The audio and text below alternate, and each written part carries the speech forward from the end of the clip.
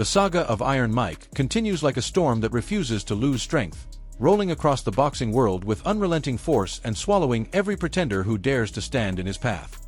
Each challenger entered the ring believing they possessed the courage, the power, or the madness to dethrone the most terrifying man in sports. And each time, without fail, they discovered what the world already knew. Tyson was not just a fighter. He was a reckoning. A force of nature forged in chaos, molded through hardship, and unleashed with a violent clarity that no amount of bravado could withstand. The more these men shouted, the more they threatened, the more they promised to break him, the more they sealed their own fate. Because Tyson never feared the loud ones. He feared becoming weak. He feared becoming complacent. The noise only sharpened him. Every threat hurled in his direction was like fuel tossed onto an already roaring fire. Mitch learned this the hard way when he tried to drag Tyson into street politics, thinking the ring was not enough for their feud. Green's arrogance made him believe that the outside world gave him the advantage, that he could control the chaos better than Tyson. But the moment their paths collided again, it became clear that Tyson brought his own storm with him everywhere he went. Whether under bright arena lights or in the shadows of a Harlem street corner, Tyson remained the same relentless predator, attacking with the same precision, the same fury, the same animal instinct that defined his rise to the top. Green wanted revenge, but he ended up with a swollen face and another painful reminder that Tyson's dominance wasn't limited to the ring. Then came Peter McNeely, another man blinded by his own fantasies of grandeur. He strutted into press conferences with cartoonish confidence, convinced that big talk could somehow compensate for his lack of real experience. He believed that the prison walls had softened Tyson, that 3 years away from the sport had turned the once unstoppable champion into a relic of his former self. But what McNeely didn't understand was that Tyson's hunger had only grown stronger in confinement. The iron had not rusted. It had hardened. When the bell rang that night, the truth revealed itself in seconds.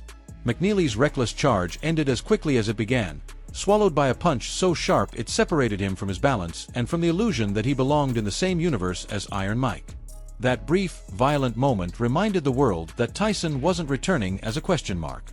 He was returning as a sentence. Donovan Ruddock arrived with a different energy. He wasn't just loud. He was dangerous. His punches had real weight.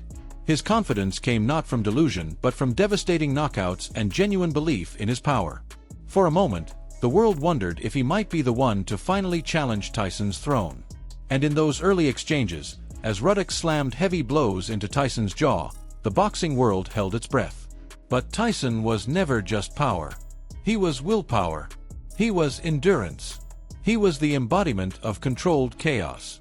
And once he felt Ruddock's best shots, he switched into a higher gear, attacking with a ferocity that Ruddock had never encountered. When Tyson landed his counters, the tone shifted. Ruddock wasn't fighting a man. He was trying to survive a natural disaster. Larry Holmes carried a different kind of arrogance. He carried legacy. He carried years of experience and victories over some of the sport's biggest names. But he also carried the weight of past sins. When he humiliated Muhammad Ali, he didn't just win a fight. He earned the silent hatred of those who worshipped Ali, including the young Tyson who considered Ali a living god. When Tyson faced Holmes, it wasn't about sport. It wasn't about glory. It was about vengeance. That night, Holmes felt every ounce of pent-up fury that Tyson had carried since childhood. Every punch, every step forward, every attack was delivered with the force of a man settling a score written long before the fight was even signed. Holmes believed his technique and experience would protect him, but those beliefs crumbled the moment Tyson landed the first clean shot. Youth, power, and destiny converged on Holmes, and he crumbled like the others. Tyson didn't just beat him. He exorcised a memory. Tyrell Biggs walked into the ring believing his size and reach would be enough to neutralize Tyson's aggression. For a brief moment, his plan seemed to work. He jabbed with confidence, circled with grace, and allowed himself to believe that the fight was his to control. But confidence can be a trap. It blinds the arrogant and emboldens the unprepared. As Biggs started showboating, Tyson's patience disappeared. He began slipping inside the jab, digging hooks into Biggs's ribs, leaking power into every corner of the ring. Before long, the giant who once mocked Tyson began to fold, and Tyson unleashed the kind of punishment reserved for those who mistake height for dominance. Biggs learned in the most brutal way possible that reach means nothing when fear begins to tighten the muscles. Frank Bruno had muscles carved from stone and a belief system carved from bravado. He entered the ring with the body of a superhero, convinced that raw power alone could bring the king to his knees. But Tyson wasn't impressed by appearances. He cared only about intent. And when the punches started flying, it became obvious that Bruno didn't have the stamina, the speed, or the instinct to keep up with the whirlwind in front of him. For every blow Bruno landed, Tyson delivered 3 more.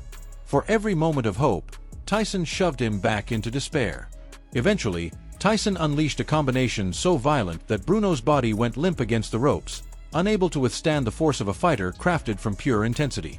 Tony Tubbs believed his boxing IQ would be enough to dismantle Tyson's approach. He had skills, he had footwork, and he had confidence. But talent means little when the man across from you hits like a charging bull with trained precision. Tubbs tried to box. Tyson tried to break. And when the opening appeared, Tyson's left hook ended the debate with violent clarity. Tubbs folded, the referee waved it off, and Tyson's legend grew another inch taller. And Tony Tucker, the towering mountain with the chin of granite and the aura of invincibility, thought he could bully Tyson the way he bullied lesser opponents. But nobody bullied Tyson. Not in those years. Not during that reign of destruction. Tucker fought bravely, but every exchange chipped away at his confidence until Tyson cracked the illusion once and for all. The judges declared Tyson the undisputed champion because there was no other conclusion that the world could accept. These fights, these men, these dramatic battles all served as reminders of one simple truth. Tyson was not a myth. He was not a rumor. He was a force.